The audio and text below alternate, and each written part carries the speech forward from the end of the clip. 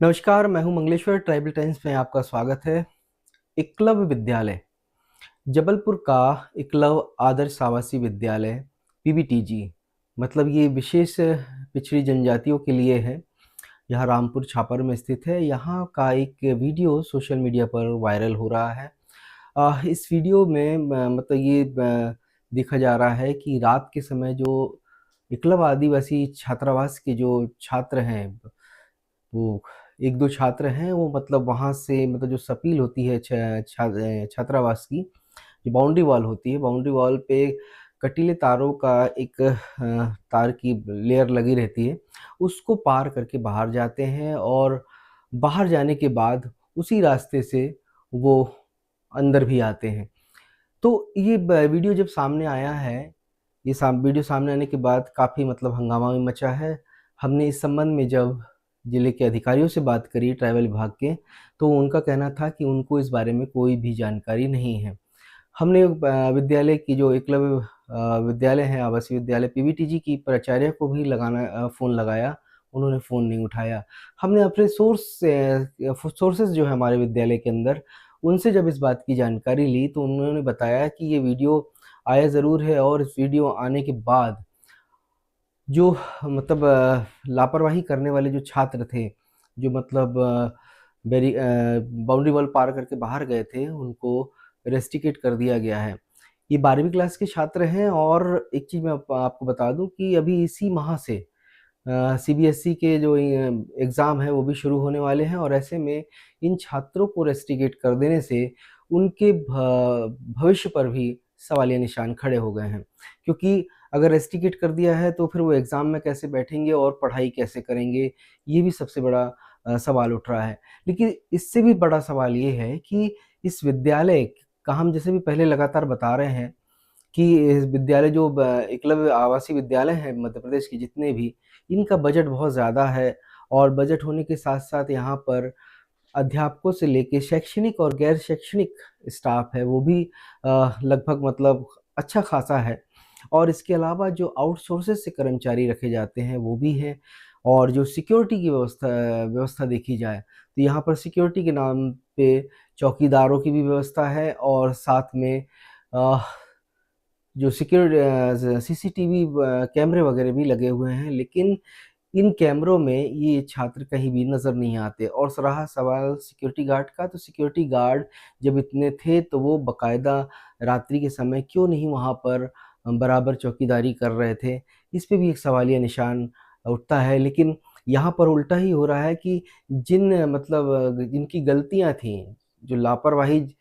छात्रों ने करी, लेकिन उनके साथ-साथ जो वहाँ पर जो मौजूदा मतलब ज़िम्मेदार व्यक्ति थे, उन पे भी कार्रवाई होनी चाहिए थी। लेकिन बच्चों के ऊपर मतलब कार्रवाई कर दी गई, लेकिन उन लोगों को बचा लिया गया जो इसके मुख्य अ,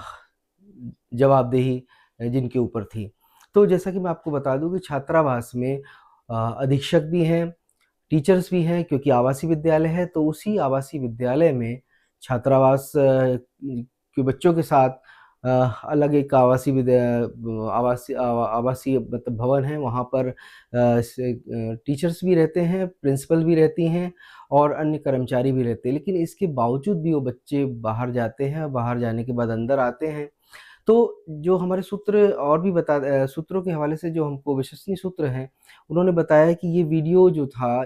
वो किसी बाहरी व्यक्ति ने बनाया हुआ था और बाहरी व्यक्ति ने बनाने के बाद ये वीडियो वहाँ की प्राचार्य को और वहाँ के अधीक्षक को दिखाया और तमाम दुनिया भर की चीज़ें ऐसी आ रही हैं कि जो वीडियो बनाने वाला व्यक्ति था, वो मतलब आके वहाँ पे पैसे की डिमांड कर रहा था और वहाँ पर कुछ कर्मचारियों से बदतमीज़ी भी करी, जिसकी सूत्रों ने बताया है कि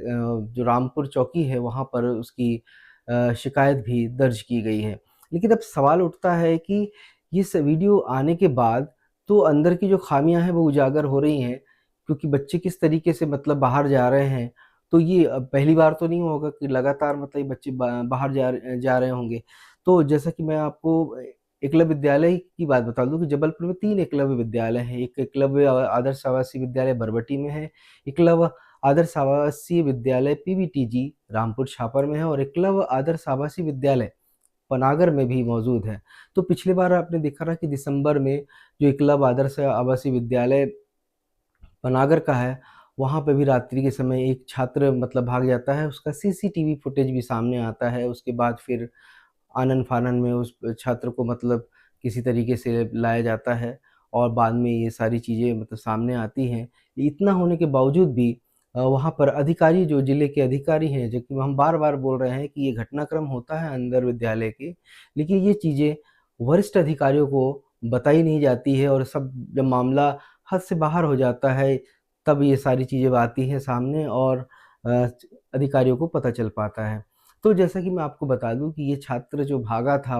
जो छात्र भागे हैं, उनका वीडियो आने के बाद काफ़ी हलचल मची है कि आखिर ये छात्र मतलब रात्रि के समय कैसे बाहर जा रहे हैं और क्यों बाहर जा रहे हैं।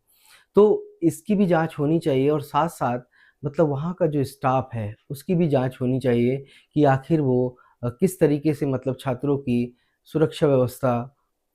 को मतलब देख रहे हैं। क्योंकि जैसे मैं आपको बता रहा हूँ कि आउटसोर्सेज़ से यहाँ पर जो चौकीदार लगाए गए हैं, तो अ, वहाँ के विश्वसनीय सूत्र बताते हैं, चौकीदार तो हैं लेकिन वो अपनी ड्यूटी ज़िम्मेदारी से निभाते नहीं हैं। क्योंकि ये सारी चीज़ें अगर आ रही हैं, तो कहीं न कहीं सुरक्षा व्यवस्था पे भी सवालिया निशान लगते हैं। तो इन सारी चीज़ों को अगर देखा जाए, तो कहीं न कहीं छात्रों की जिस प्रकार से गलती है, उसके साथ-साथ वहाँ के जो चौकीदार हैं या फिर अधीक्षक हैं, प्रिंसिपल हैं, इनकी भी गलती है। ये क्यों नहीं मतलब इस तरीके की जो लापरवाही और ये सुरक्षा व्यवस्था में जो सवालिया निशान उठ रहे हैं, तो इसको क्यों नहीं दुरुस्त किया जा रहा है? तो ये घटनाक्रम का ये जो वीडियो सामने आया है, वीडियो सामने आने के बाद वहाँ की सुरक्षा व्यवस्था पर भी सवालिया निशान खड़े हो गए हैं और जब हम जैसे कि हमने आपको बताया कि हमने जिले के वरिष्ठ अधिकारियों से जब बात करी जनजाति कार्य विभाग के सहायक आयुक्त हैं अ, नीलेश रघुवंशी जी, हमने उनसे बात करी तो उन्होंने कहा कि उनके नॉलेज में नहीं है। तो अब जब अधिकारियों के नॉलेज में नहीं है क्योंकि ये बताया जा रहा है कि 2-3 दिन हो चुके हैं इस घटना को, लेकिन अभी तक अधिकारियों को भी इसकी सूचना या जानकारी नहीं है। तो आखिर ये लापरवाही क्यों हो रही है और किस लिए की हो रही है, इस पर इसकी भी जाँच होनी चाहिए क्योंकि लगातार देखा जा रहा है कि आवासीय विद्यालय जो हैं, एकलव्य आदर्श आवासीय विद्यालय, यहाँ की तमाम दुनिया भर की जो खबरें चीज़ें हैं, वो सामने आती है कि कभी छात्रों को भोजन नहीं मिल पाता, कभी ड्रेस नहीं मिल पाती, कभी उनकी जो बचत राशि होती है। अब एक सवाल ये भी उठता है कि जो बचत राशि होती है,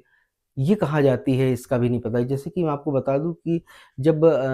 छात्रावास में बच्चे रहते हैं और ये छुट्टियों में अपने घरों को ज चले जाते हैं, तो वो छुट्टियों का जो जितने दिन की छुट्टी जाते हैं उसका पैसा बचता है तो कायदे से वो छात्रों को रिफंड कर देना चाहिए लेकिन इसमें भी लिपापोती हो जाती है और ऐसा सूत्र बताते हैं कि वहाँ पे जो प्रबंधन है, उस बचत राशि को भी हड़प जाते हैं। तो ये कुल मिला के बहुत ब बड़ी-बड़ी चीज़ें हो जाती हैं वहाँ पर, ये पता नहीं चल पाता है और जब धीरे-धीरे ये चीज़ें सब सामने आती हैं, तो अधिकारियों को भी जानकारी मिलती है। तो ये जो छात्र का वीडियो जो सामने आया है कि वहाँ पे किस तरीके से मतलब ये लोग बाहर जाते हैं क्योंकि वो बाउंड्री वॉल है, बाउंड्री वॉल के ऊपर जो कटीले तारों की लेयर लगी हुई है, उस लेयर को ये पार करके जाते हैं। खुदा ना ख़ास्ता कोई अगर वैसी बड़ी घटना हो जाए या कुछ हादसा हो जाए, तो इसकी ज़िम्मेदारी कौन लेगा? क्योंकि ये छात्र जो है बाहर संभाग स्तर का ये छात्रावास आवासीय विद्यालय है। यहाँ पर छात्रावासों में छात्र रह के ही पढ़ाई करते हैं और यहाँ पर भारी भरकम स्टाफ भी होता है, लेकिन स्टाफ होने के बावजूद भी ये गलतियाँ जो हो रही हैं, वो कहीं न कहीं काफ़ी सवालों को जन्म दे रहे हैं। तो ये लगातार हम ये आदिवासी जो विद्यालय हैं, जो ख़ास तौर पे जो एकलव्य आवासीय विद्यालय हैं, इनकी वहाँ पर जो भी ख़ामियाँ नज़र आती हैं, तो हम लगातार आपको बताते रहते हैं और आपके साथ-साथ हम विभाग को भी सूचित करते रहते हैं, विभाग को भी जानकारी देते रहते हैं, क्योंकि हमारा कर्तव्य है लोगों को जानकारी देना और साथ में शासन-प्रशासन को भी इसकी जानकारी उपलब्ध कराना। तो ये छोटा-सा जानकारी थी आप तक पहुँचाना बहुत ज़रूरी थी क्योंकि ये हमारा कर्तव्य है क्योंकि हम लोकतंत्र के चौथे स्तंभ हैं।